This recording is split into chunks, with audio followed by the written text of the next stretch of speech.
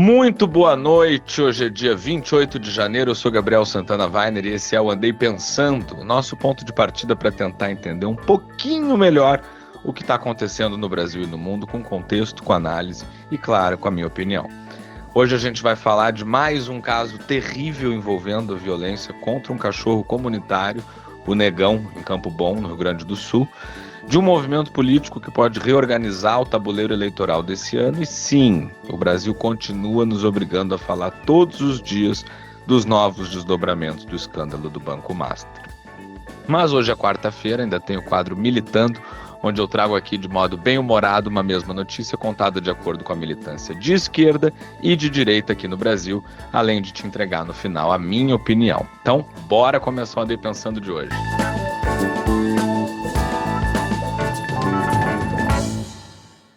Nessa semana, por alguns momentos, o Brasil parou de olhar para Brasília para olhar para dois cachorros em duas cidades diferentes, em contextos completamente distintos, mas que geram o mesmo desconforto, a mesma indignação. Em Florianópolis, o Orelha, um cãozinho comunitário, 10 anos vivendo em harmonia na Praia Brava, sendo alimentado e cuidado por moradores, era um amigo conhecido por todo mundo, um animal que não era de ninguém, era de todos. E esse cachorro foi espancado à base de pauladas, desapareceu, foi encontrado jogado no chão, agonizando de dor e de desespero. Os ferimentos eram tão graves que a única saída, com um mínimo de dignidade e conforto para a Orelha, foi a eutanásia. Os responsáveis foram 4 adolescentes de famílias ricas e influentes. 2 deles, inclusive, mataram o cachorro e foram para a Disney na sequência, onde eles ainda estão. Não tem estratégia de defesa que amorteça isso, não tem narrativa que torne isso menos brutal. Isso não é uma brincadeira de adolescente, uma inconsequência. Isso é violência pura, é crueldade organizada. É gente que aprendeu cedo demais que pode machucar e sair andando. E quando alguém se perguntar, mas onde é que estavam os pais desses moleques? A resposta é tenebrosa e ao mesmo tempo muito explicativa, muito reveladora. Um deles estava tentando coagir um porteiro que viu a cena toda a não denunciar os assassinos do Orelha.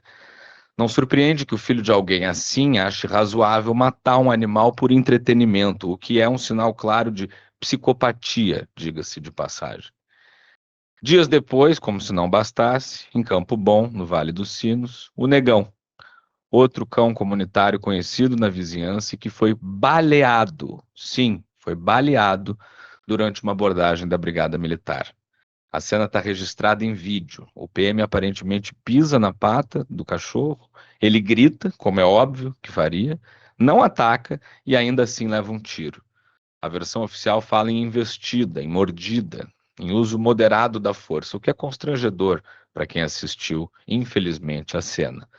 Mas o que une esses dois casos não é o detalhe técnico, não é se a bala era letal ou não, não é se o agressor estava usando farda ou moletom.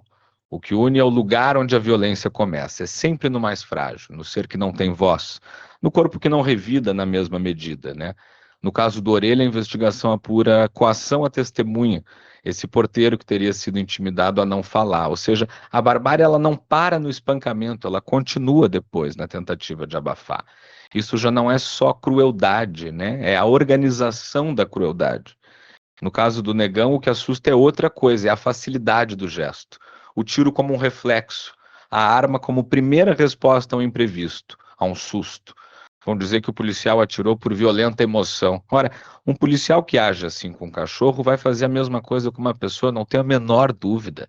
Não é uma acusação apressada, é a constatação óbvia diante desses fatos e de outros fatos recentes, como o caso do agricultor de Pelotas, de que a escala do uso da força anda desregulada demais. As polícias detêm o monopólio da violência no país e é preciso um mínimo de contorno mental para lidar com isso, sem matar ninguém. Não se trata de demonizar a polícia, é importante deixar isso claro, e nem de passar pano para quem agride animal por diversão, mas se trata de olhar para esses dois episódios e admitir uma coisa muito simples, mas muito desconfortável. A forma como uma sociedade trata os seus animais diz muito sobre como ela lida com o poder, com a impunidade e com o controle.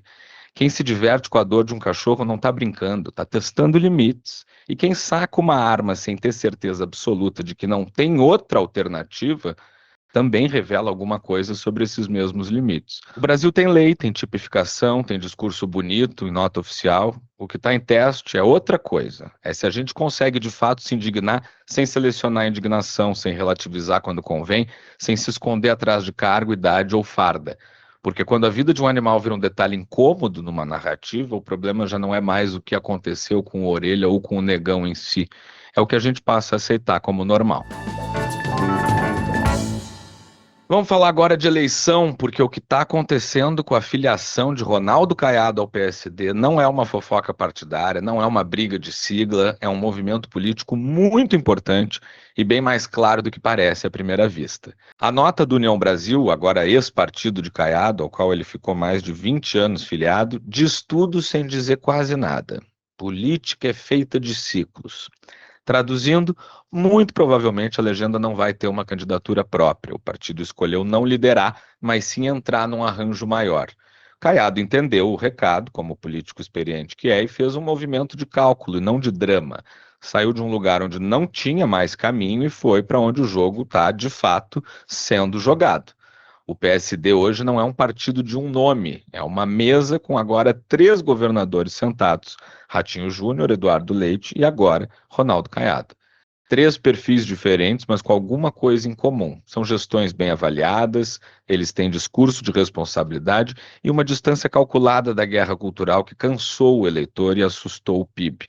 Querem se colocar como uma alternativa tanto ao lulismo quanto ao bolsonarismo. Não é um movimento heróico, não é um salvador da pátria, é um desenho coletivo. Quem for melhor leva, os outros apoiam. Pelo menos no discurso é isso que está posto. E aí, quase ao mesmo tempo, Tarcísio de Freitas diz que não será candidato à presidência, mesmo se Bolsonaro pedir. Isso também é um sinal claríssimo. A centro-direita começa então a dizer em voz alta que não vai mais esperar um nome messiânico cair do céu. A crítica do Paulinho da Força, presidente do Solidariedade, que queria Caiado no seu partido, dizendo que Caiado caiu na conversa fiada do Kassab, é reveladora, porque ela parte de uma lógica antiga, né, do candidato solto, heróico, sem arranjo, sem base, sem estrutura, só para marcar posição. Não é isso que o Caiado quer. O que está em curso agora é outra coisa. Menos grito, mais geometria, menos personalismo, mais composição. Isso não garante vitória, é verdade, não garante unidade até o fim, não garante que esse bloco vai conseguir falar com o Brasil real, mas garante uma mudança importante. A eleição de 2026 começou a sair do campo do impulso e entrar no campo do desenho, da estratégia. E em política, quando alguns começam a desenhar, quem ainda está só gritando normalmente percebe tarde demais, principalmente quando quem está desenhando é Gilberto Kassab. E para finalizar o programa de hoje, claro que a gente tem algumas atualizações do escândalo do Banco Master, né, que agora entra numa nova fase bastante reveladora, como se as anteriores não fossem igualmente reveladoras. Mas enfim, a Polícia Federal abriu inquérito finalmente para investigar a atuação daqueles influenciadores pagos para atacar o Banco Central e defender o Master nas redes sociais. Não é mais um rumor, não é mais um print de WhatsApp, é uma investigação formal autorizada pelo Supremo. O que se apura não é a opinião, é a coordenação. São contratos milionários de meses de duração, com pacotes de postagens, narrativas repetidas, tudo para vender a ideia de que a liquidação do Banco Master foi precipitada. Ou seja, quando a realidade começou a ficar indefensável nos autos, a resposta foi tentar ganhar no grito digital. E isso muda o jogo um pouco de patamar, porque já não é só um escândalo financeiro nem político, é também uma tentativa de desmoralizar uma instituição de Estado usando a rede social como arma. Mas o dado político mais sensível é outro. Essa história começa a chegar perigosamente perto do Palácio do Planalto. A gente ficou sabendo recentemente, nos últimos dias, que houve uma reunião de Lula com Daniel Vorcaro fora da agenda oficial. Isso antes de Vorcaro ser preso, claro. Com a presença de Gabriel Galípolo, à época indicado ainda para presidir o banco, houve intermediação de figuras históricas do PT, como o senador Jacques Wagner, houve contratos milionários com ex-ministros do governo, como Guido Mantega e Ricardo Lewandowski. Nada disso é prova de interferência, mas é, no mínimo, uma zona de desconforto institucional, né? Mais uma. Por isso esse caso não consegue mais ficar restrito à esfera financeira, ele vai se politizando aos poucos e vai testando a capacidade do governo de se descolar de um escândalo que se aproxima do seu entorno. Quando um banco precisa comprar defesa nas redes, né? Quando precisa atacar o Banco Central, quando precisa de nota, de influenciador, de coreografia, o problema já não é de liquidez, é de legitimidade. E quanto mais esse caso encosta no poder político, mais ele deixa de ser um escândalo bancário e passa a ser um teste de credibilidade do Estado brasileiro.